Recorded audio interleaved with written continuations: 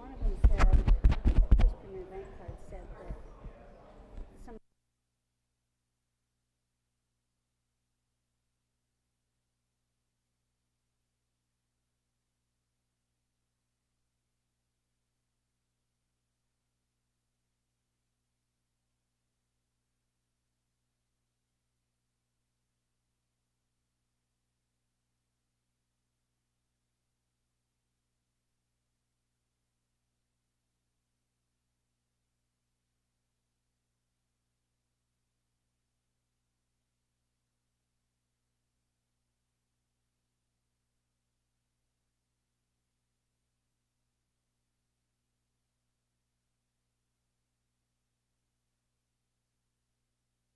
Mm-hmm. All right.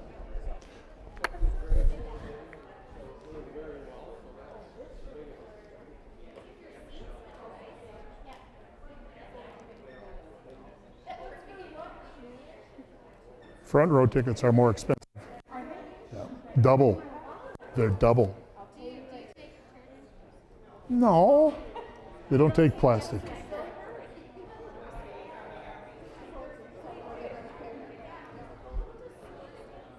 Huh? Strategic? I don't remember. I don't know. But I've heard it. Megan, you know, right? Strategic something.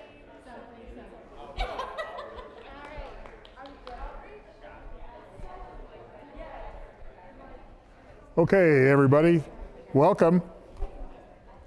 We'll get started. I don't know that this will be a real long forum, but we have a couple things we wanted to share this morning, and we'll get started.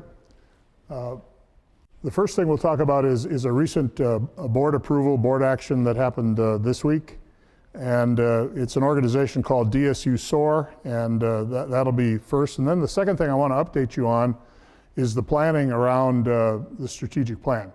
DSU 2025. Some things have occurred and we've got some things to report, so we'll do that as well. First of all, DSU Soar was approved in October of 2019.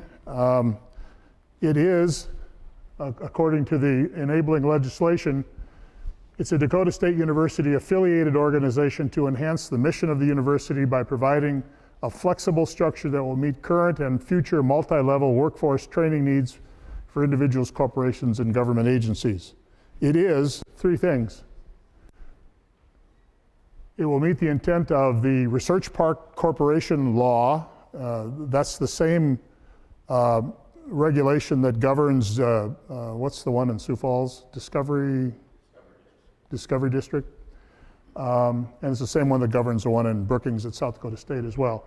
We're not particularly interested in a research park, but that's the legislation that they chose to use to enable the organization to come into being. DSU is SOAR is being formed as a 501c3 by IRS code, South Dakota nonprofit, and it is a member corporation and the only member of the South Dakota board of the DSU SOAR is the Board of Regents. So this is a Board of Regents enterprise and reports directly to them. So, what's the point? Well, as I was trying to figure out the point, this little drawing came into my head. DSU SOAR exists right alongside our Research and Economic Development Unit, and you all know what that is. That's Dr. Pauli. Research partnerships, the Mad Labs, and the grants and contracts operation. That's all over there. But parallel to that is this thing called DSU Soar. And there are these three basic elements of SOAR. Here's the research park, and there's nothing under the research park because there isn't going to be anything under there for a long time. That's not the point. But under non-credit educational experiences, there are some things that we're talking about having here at DSU and dealing with here at DSU. One of them is credentials. There was a piece published last week, I think it was. They estimated that there are 780,000 educational credentials in the United States. And most of them are unregulated and kind of just out there. In the cyber field, cybersecurity and computer science, there are hundreds of them, and they're mainly industry derived and industry monitored. So one of the things we want DSU Soar to do is to help us deal with the complex picture of credentials. Hopefully we can get some understanding there. I'll give you an example of how that almost worked. It didn't work because of change in personnel, but Heather Wilson, you remember her. Heather was Secretary of the Air Force, and she asked us to organize a cybersecurity credential consortium to deal with this problem of thousands of credentials and people not being able to recognize them. So we put together this group. It included University of Texas, El Paso, Arizona State, University of Arizona, California, Cal Poly, I believe it was, University of New Haven, several others. And we created this consortium to respond to what we thought was going to be an RFP coming out of the Air Force or DoD relative to credentials. And it never came because Heather quit. And she went off to be president at Texas El Paso. So, but that's the kind of project that's still going to happen. It just won't happen under her watch.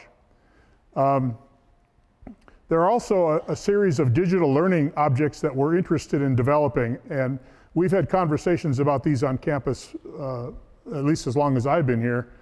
Certainly the co-curricular transcript, which would be a digital kind of thing. The e-portfolio, we had a group here Monday, and they demonstrated a very powerful e-portfolio that collects the students' credentials and does it in a very efficient way and stores it in the cloud. Very, very handy, very, very positive, very good. And then I don't know how much you've heard of CyberSync. CyberSync is essentially a budget request. The way the regents work is they request that you put in supplementary budget requests that go in after the regular budget. And these are typically project-based kinds of things. And we put in a couple of proposals. One of them was this thing we call CyberSync, which the idea behind CyberSync is to capture some of the intellectual property that comes out of the Mad Labs, and that will start happening soon, and provide a supportive environment for the development of spin-off companies and spin-off organizations. That development would include a group we call the Entrepreneurs in Residence. It would include a business incubation process, and it would be housed up north in that facility. Northrop Grumman has suggested that they would give us $150,000 to support CyberSync. They have set up a similar program at University of Maryland, Baltimore County, and consequently, they see us as a second sort of CyberSync center. It'll also support the DSU Student CEO Club. There are about 100 of our students interested in these business startup kinds of things. So that's CyberSync. And that's all under non-credit educational experiences. What I didn't say about credentialing is it may include things like badges and non-credit certificates and all of those kinds of things that are roaming around out there. There really needs to be some clarity on all of that credential stuff. A second function of DSU Soar is economic development initiatives. And here, I hope you've heard of South Dakota Pass. That's a kind of a regional consortium. It's us and Southeast Tech and the Sioux Falls School District and the South Dakota Department of Labor and several corporations, Sanford Health, Avera, Raven. It's almost like this is a list of companies from the job fair that's going on right now up at the field house, and many of the companies on this list are part of South Dakota Pass. That is about workforce development. It's about credentialing, again. It's about multiple on-ramps and off-ramps to something I call vocational relevance, where particular students can acquire the skills necessary to get really good jobs. That's an economic workforce development initiative. One obvious product from that is the Sioux Falls Computer Science Academy, which has started now in the Sioux Falls School District. We've signed an MOA with them. We'll provide up to 30 credits of university experience in the Sioux Falls School District. And if a student is very diligent about it and plans very well, before they graduate from high school, they will have acquired approximately 30 credits that are transferable either into DSU or South Dakota State or USD or wherever they want to go. That is a direct outcome from South Dakota Pass, and it has taken on a life of its own. So, that's DSU Soar. It is a nonprofit. It is a corporation that's designed to support activities. If you have, for example, if BIS wants to develop a set of credentials in a discipline, let's say some big data certificate, or perhaps something in more along a business line, whatever it happens to be, DSU Soar will be able to manage that as a nonprofit and help organize and support. So that's what we got approved. It is obviously in its embryonic stages. We don't have any money to invest in it, so there isn't going to be any money going into it. Right now, it exists, and just like South Dakota Pass, as my friends over here on the right know, that comes out of our hide. We just do it because we need the collaboration and the cooperation to get things done. That was approved by the board last week here on campus. So, questions before I get to the second half of what we're going to talk about today? Anything that you're curious about? Nonprofit. It is designed to support economic development, workforce development. It is designed to support collaborative sorts of activities like South Dakota Pass or any of the other organizations that you may have in mind. And it's designed to be supportive. Obviously, we need a couple of big grants to come in there. Like I keep thinking of CyberSync. If Northrop Grumman, if we happen to get funded by the regents, then Northrop Grumman will kick in a matching grant, and then we can really go to town because we'll have the ability to hire someone part-time who can help us organize DSU Soar. But for now, it'll remain without people. Jim? This is for non-credit kind of experiences. Right. So, just to use an example, Stanford said we needed some workforce training for some of our executives in X. Yep. We could go in and Yep. do this Yep. without the processes that we already have to go through on the board and all those kind of things. No, that's all taken care of. That would all be taken care of. If a group like Stanford came and wanted executive training of some sort, even to the point of CEUs, but not academic credit, we could facilitate that. It would be seamless. There wouldn't be any of the red tape because it's all taken care of. The board said you can do it. So as you think about projects, that's exactly what DSU Soar is supposed to do. Yes, ma'am. Do you have a microphone? Because it won't pick up on the live stream if you don't use it. Yeah. They can hear her. No. I think these work. Yep.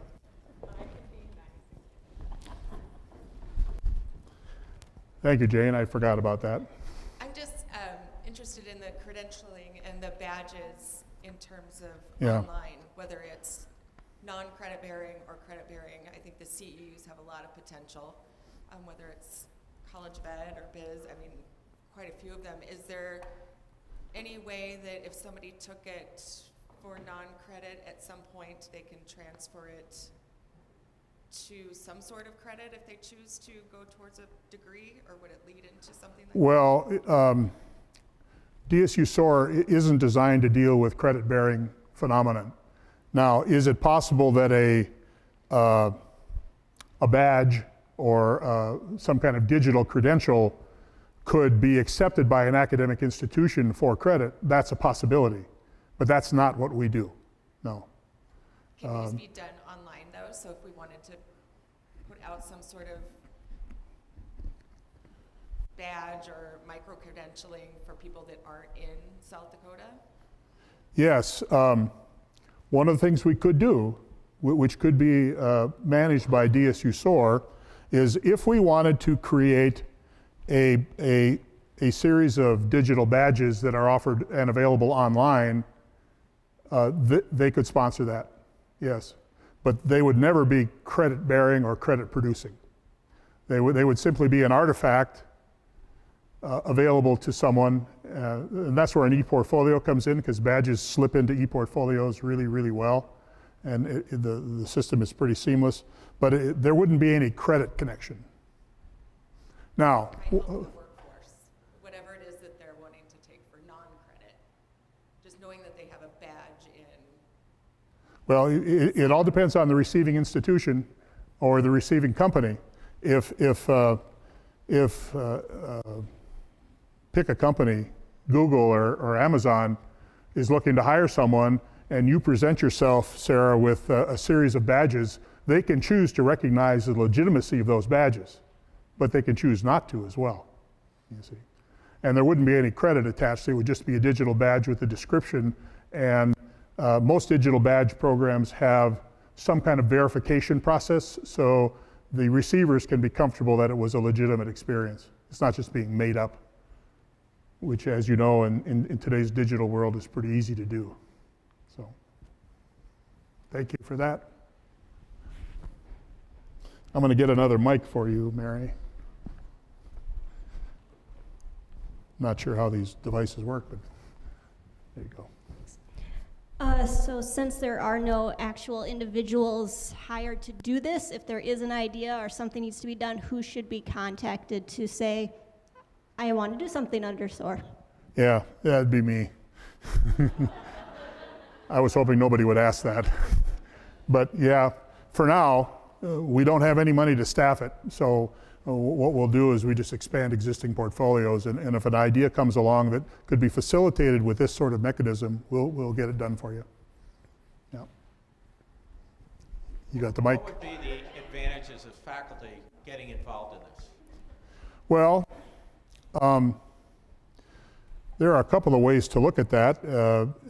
Faculty could set up, I don't know, a particular expertise, and they want to market it. They want it expressed in the form of, let's take Sarah's example, as a digital badge. They could say, well, I'm Dr. Jim Moran. I provide through my nonprofit a digital badge in, make something up, early childhood development, which is your field. I don't know why you do that, but if someone did do that, that's how it would work. And in some of the technical fields, there are opportunities for that kind of thing, absolutely. And so if some company did that, then they could pay me to do that through this mechanism. That's correct. But you'd be, we'd organize it through DSU Soar, but you're an independent contractor. Right. As a faculty member, and it would be handled outside of the university, right? Mike. So I'm thinking about applications for this for teachers, and I'm thinking about teachers right now, primarily they're interested in graduate credit because that moves them up the pay scale. But Right. they also need to get continuing ed credits to get recertified. So the continuing ed credits would fit under this. And I'm thinking that we could develop a series of badges for teachers. And if we Yep. could, and the incentive for, say, a faculty person to deliver that badge would be that you're saying that they could get paid under this umbrella to create a badge and like sort of set that up. Am I right on that? Yes, and that's the way I understand it, because you wouldn't be operating as a faculty member, you'd be operating as an independent contractor. Okay, so What you would do is have the DSU Soar would do the front end work, legitimize and store the badge, for example. They might charge you for that. I don't know what'll happen, but yes, the way I understand it, and of course I sometimes get these things wrong, but you would be independent of the university in that capacity. There would be this badge available that we track and provide, but you would provide the content.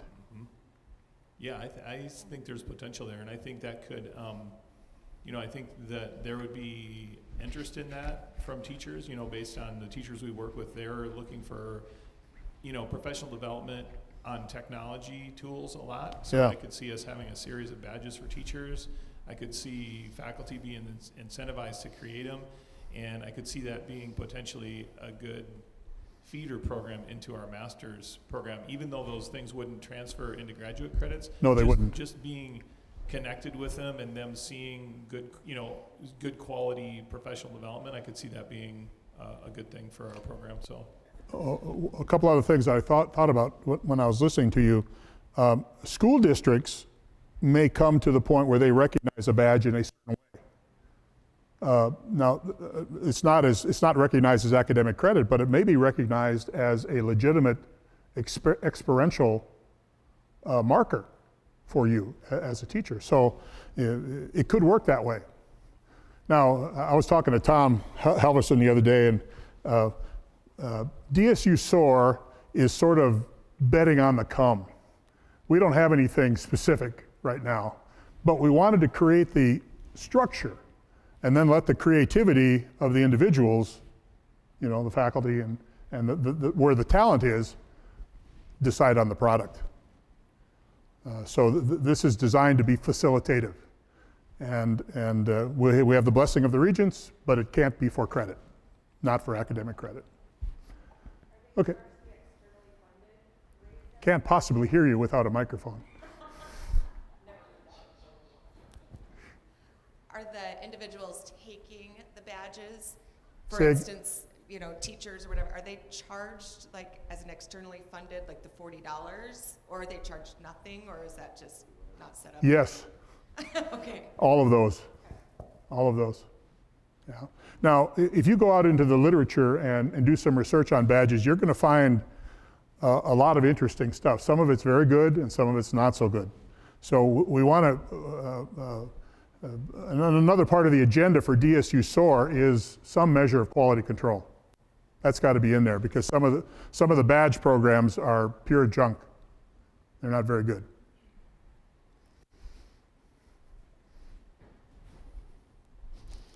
See, I can do this.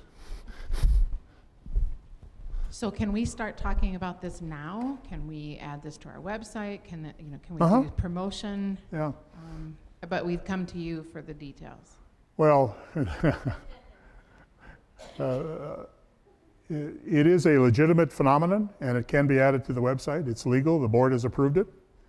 So it can be on our website, but we have to be very careful when we write it up, because this is not a provider of academic credit. It is not. It is separate from that function. What about on the research side in terms of research spin-offs and those sorts of things? How could faculty get involved in that? A couple of ways. One pathway for faculty is to be involved in a Mad Lab and work on an idea, and one outcome is an academic outcome where you can publish and you can demonstrate your merit as a faculty member. But another potential pathway or outcome is you can take that, for the lack of a better word, let's call it intellectual property. You can take that intellectual property and spin it into some sort of business venture or consulting firm or something like that. And that's where DSU Soar can help you, and help you set that up. Yeah.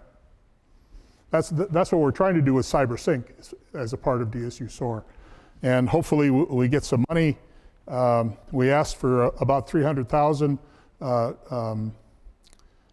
Northrop Grumman would put in about another 150, and we'd have a pretty good stake, and we could get this thing running.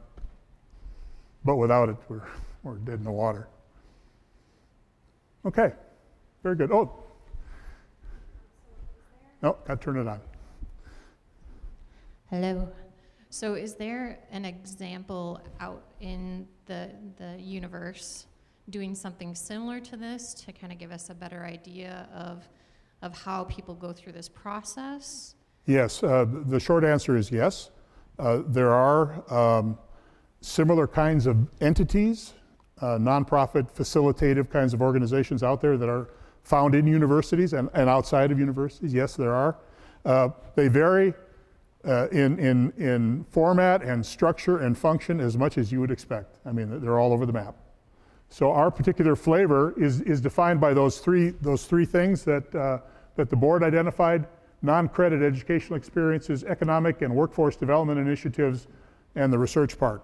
And we're not so interested in the research part of it, at least not until we get like a $25 million endowment or something that can fund a research park. That's I got involved with that at NDSU, and that's a very expensive proposition. So a follow-up question, if we can talk about this now and start promoting it, how do you see that coming from either internal or external?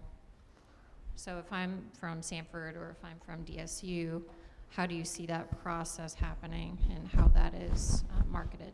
Well, it won't happen if you just set it up and let it sit. It won't happen. So you have to go out and make contacts. It's a little bit like we've been talking about cyber residencies and apprenticeships in the cyber field.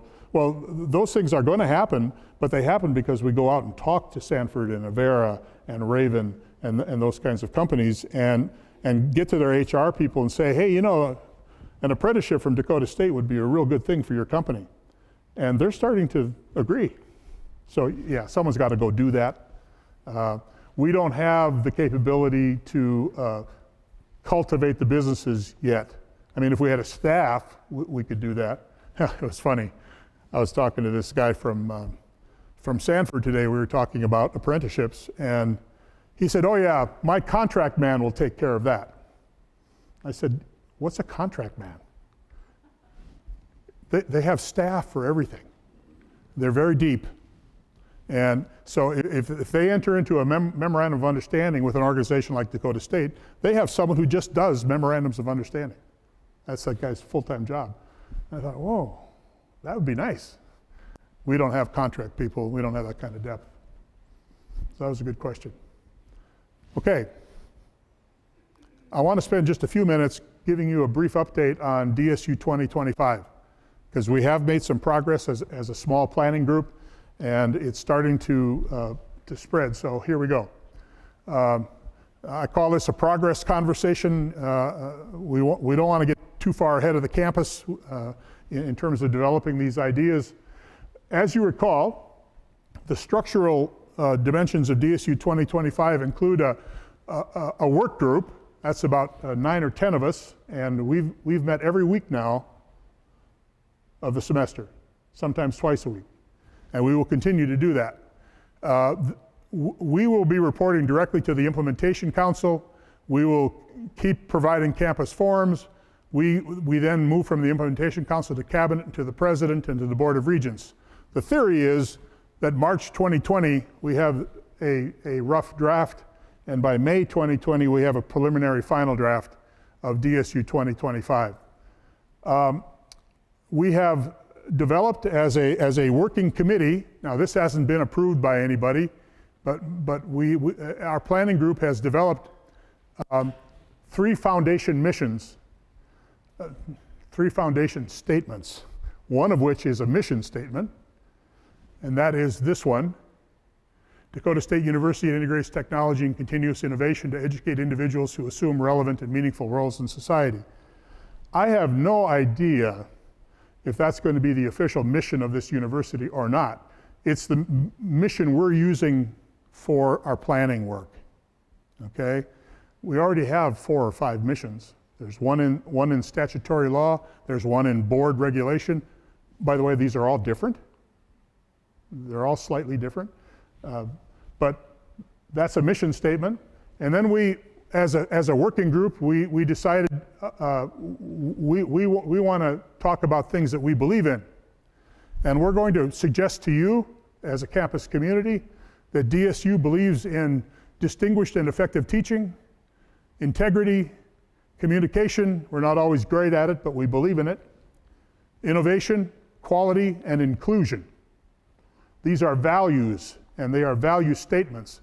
And we want our planning document to be infused from a value perspective. It doesn't do much good to plan if you don't believe it.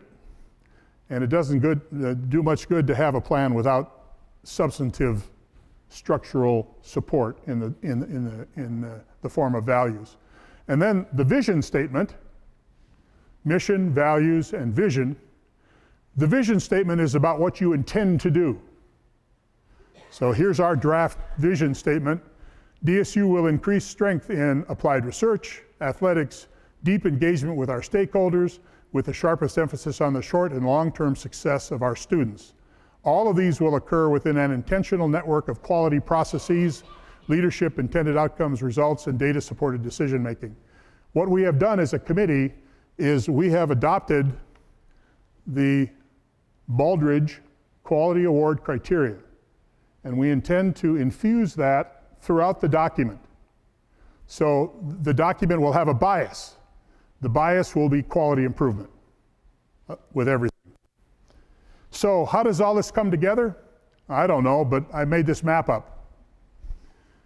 Over here we got mission and values. There's the vision. That really breaks into 5 what I'm calling strategic targets. Quality processes, research, engagement, athletics, student success. We now will need to move to defining from each of these 5 targets specific planning initiatives that will become the plan. We want all of our planning initiatives to be SMART. And I'm sure you've seen this acronym before, but it's one that I really believe in. Specific, measurable, achievable, relevant, and timely. We need that kind of document. We need that kind of vision going forward. Is this a 10-year plan? No. Is this a 5-year plan? Maybe. It's more likely a 3-year plan. The way things are moving, there are some very interesting questions for higher ed out there right now that will need some answering. But anyway, that's the structure that we were thinking about.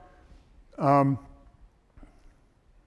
2025 will have a narrative. It'll have a section on implementation and measurement, a section on evaluation, a section on data-driven decision-making, and hopefully the crosswalk will include accountability, transparency, effectiveness, and most of all, student success. That's the only reason we're here, ladies and gentlemen, is for the success of our students. And that has to be the summum bonum, highest good for a strategic plan. I want to give you an example. I call this my 40, 60, 80, 100. I stole it from Jake, and I stole it from Mark, and wherever I can get good stuff, I steal it. That's honorable. The 40, 60, 80, 100 goal would be a sample strategic initiative. We need, as an institution, a 4-year graduation rate of at least 40%. What is it now? Graduation rate, 4-year. Come on. It's under 20. It's in the teens. Not acceptable, not competitive, a real problem. Our 6-year graduation rate, we'd like to get it to 60%. It's about 43 now, 42, somewhere in there. I wish we don't have the data people here, from career services. We want, this is a big one, because it has so many budget implications, a retention rate, which is fall to fall, of 80%. What is it now? What, it was 67, we're waiting for the official report. It'll be in the mid-60s. Indications are it dropped. It dropped, yeah, it dropped. That can't happen. We can't do that. That's got to keep going up. And the goal is 80%. And there are things we can do and will do, and we're doing them now, some of them, to get that up there. And then the 100 is placement. And we're just about there now. But 40, 60, 80, 100, that's the kind of strategic goal that will be useful. So, Dwight Eisenhower said, good planning without good working is nothing. True. And Peter Drucker, TQI fame, unless commitment is made, there are only promises and hopes, but no plans and no outcomes. So that's what I wanted to update you. These 3 foundational documents are going now to the Implementation Council at their first meeting, which is next week? I think it's next week, yeah. And we're going to have a couple conversations about this stuff there. These are draft documents coming out of our small little planning group. Questions? One way up there. Can someone throw him a mic?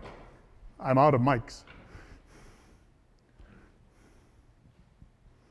Is this on? Okay, it is. Good. So one of the early slides you had was the Implementation Council, followed by, keep going. One more maybe. There we go. So as a faculty member, I'm just kind of curious, I'm going to have interactions with my colleagues in my department, business. I'm going to have interactions with colleagues and the college as a whole, have interactions, I hope, with the general faculty, and we're going to want to provide and talk about some issues that are concerned. Is that where campus forum, I'm used to these being campus forums, where you guys talk to us and we ask a few questions, but it's not really a discussion. Well, where do you envision and how do you envision the faculty input into the process? 3 ways. First, you all have representatives on the Implementation Council, and you're also welcome to attend those meetings. That's important. That's one way. A second way is through the use of forums like this, and we will continue to have these. But the most important way is for you to say, you need to come to our faculty meeting, and we need to have a conversation about these things. And then we can have discussion. We can have real meaningful kinds of things. If it's about this, right. Yeah. There are other things I'm not going to come talk about.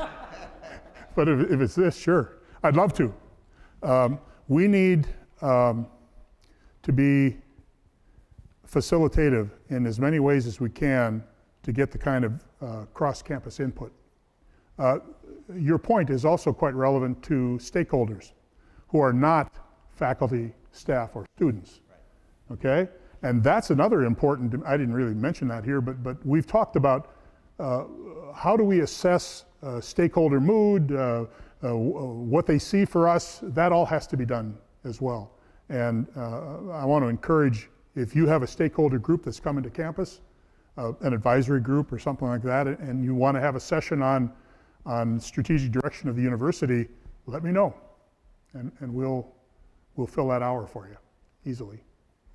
When and where do the Implementation Council meet? You said I could come to meetings. Noon in the library. No idea. Thank you. Yes, and Jan will provide food. Oh, at Tuesday? Always. Noon's on Tuesday? It's, yeah. Getting this group together is a real problem. At noon. I mean, and that, well, it is what it is. Other things? Well, thank you. If you want any portions of the slide deck, I'll send those to you. There is a live feed available that you'll be able to tap into. That's where we are right now in terms of DSU 2025. We have a lot of work to do. We've started tapping around the edges of a few of the major points, and it's already getting pretty heavy. But it needs to happen, and we will get that work done.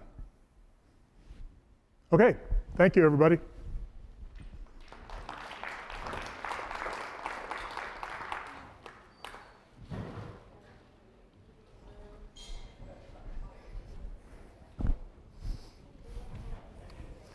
Very easy questions.